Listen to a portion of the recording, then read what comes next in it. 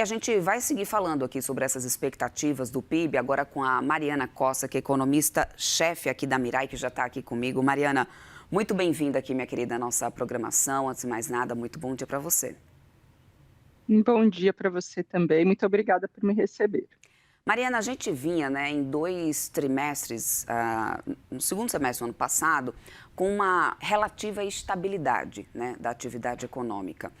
Dada agora essa expectativa de uma alta de cerca de 1%, né, as estimativas vão de alta de 0,8% até 1%, 1,1%.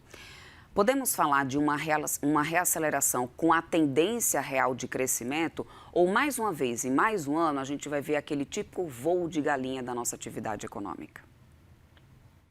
Bem, acho que estamos mais para o segundo caso. O que a gente deve ter realmente é uma aceleração, né, da economia nesse primeiro trimestre, após um quarto tri que foi mais fraco. Então, a gente tem aí um começo de ano de atividade econômica forte, porém, né, olhando aí nos próximos trimestres, é uma atividade econômica que vai desacelerando. Então, esse vigor que a gente observou nesse primeiro tri não deve se repetir pelos próximos trimestres. É um crescimento muito baseado na renda, então, ainda refletindo estímulos fiscais importantes. Também, essa é uma das razões pelas quais a gente não deve observar esse comportamento pelos próximos trimestres.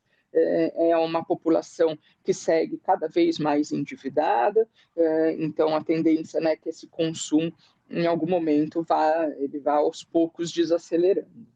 Mariana, antes até de entrar um pouco mais nos detalhes, né, por setores dessa atividade econômica, no ano passado a gente também teve o início de ano, o primeiro trimestre ali com a atividade um pouco mais resiliente e depois vindo essa desaceleração no segundo semestre. Esse ano a expectativa é que o mesmo aconteça. O que explica esse comportamento? Aqui a gente tem, né, a sazonalidade do ano como um todo, e em grande parte a agropecuária tem um peso muito importante nessa sazonalidade, mas o que mais vai explicar este comportamento ao longo do ano é a questão da taxa de juros, né? Uma taxa de juros no patamar onde ela está, aos poucos a atividade econômica vai sofrendo o efeito dessa taxa de juros muito alta. Então, eu diria que o comportamento neste ano está muito mais relacionado a essa taxa de juros alta, que a economia vai aos poucos sucumbindo a ela. Mariana, você muito bem mencionou já um pouco sobre essa questão do consumo das famílias, que deve mover bastante, ser um dos fatores de crescimento dessa atividade econômica. Sabemos que tem, obviamente, né, o aumento da renda, o reajuste real do salário mínimo, enfim, isso tudo tem, mas também existe os estímulos, né, dados pelos programas de governo, esses recursos sempre ali nessa dependência de estímulos fiscais. O que isso nos revela, Mariana? A gente pode dizer, seria correto então a gente afirmar que parte desse crescimento da atividade econômica é um crescimento artificial? Ele é um crescimento estimulado, né, a gente pode dizer pensar talvez dessa forma. Você tem estímulos, que fazem com que você tenha esse crescimento. Ele não é artificial, porque ele de fato, né, você tem um consumo maior, um crescimento aí, do consumo das famílias. Você tem um mercado de trabalho também bastante apertado, mas talvez possamos dizer que você tem aí uma coisa que, se sem esses estímulos, provavelmente a gente não teria esse crescimento todo. Então, acredito que sim, né? Uhum. Agora, olhando para a questão do setor do agronegócio, a gente já tem um efeito muito grande, dado o exemplo de vários pequenos e médios produtores, inclusive decretando, né, estado de recuperação judicial por causa de juros mais altos. Esse ano, qual que é a real expectativa para o agronegócio, né? Você já trouxe um pouco dessa questão da sazonalidade para o agro, mas dessa vez é a sazonalidade ou são os juros elevados que devem pesar mais, né, nesse importante setor da nossa atividade econômica? Olha, para o agro, a safra que foi uma excelente safra novamente, é o que deve ter um peso mais relevante.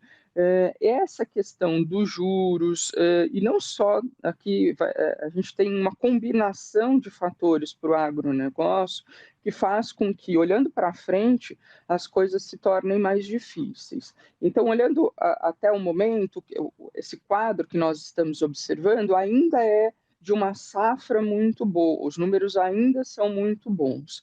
No entanto, quando a gente projeta, né, o que vai pesar?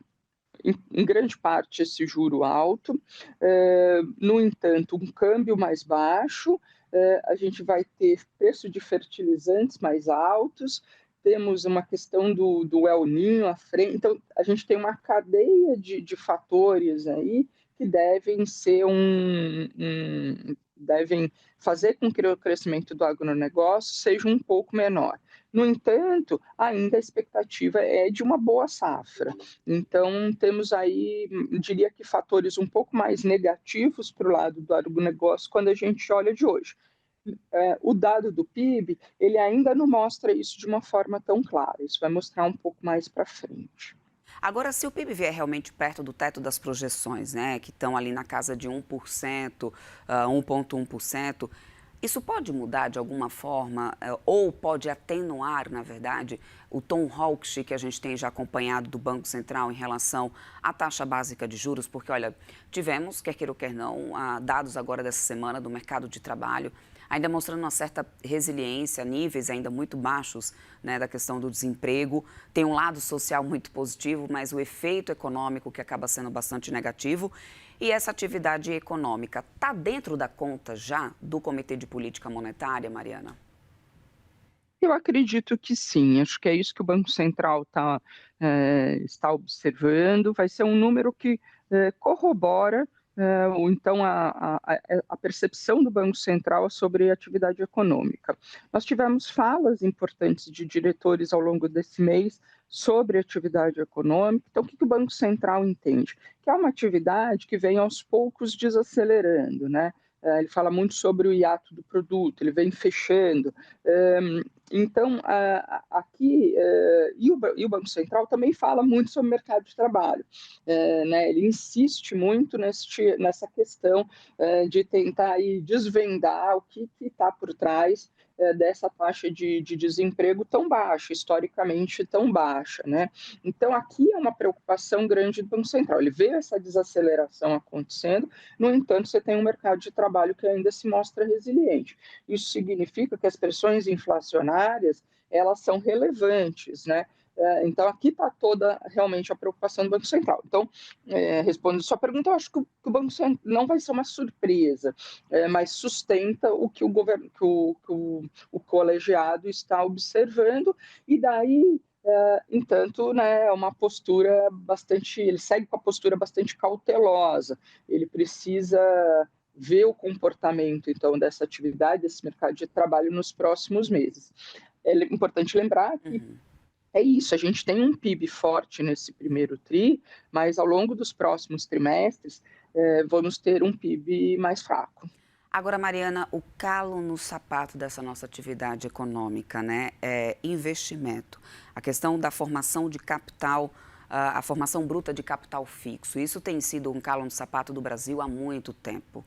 E nesse cenário de juros ainda estritamente elevados, qual que é a tua expectativa para essa questão da formação bruta de capital fixo, dada essa já tendência, né, de baixo retorno de investimento que a gente tem dos últimos anos?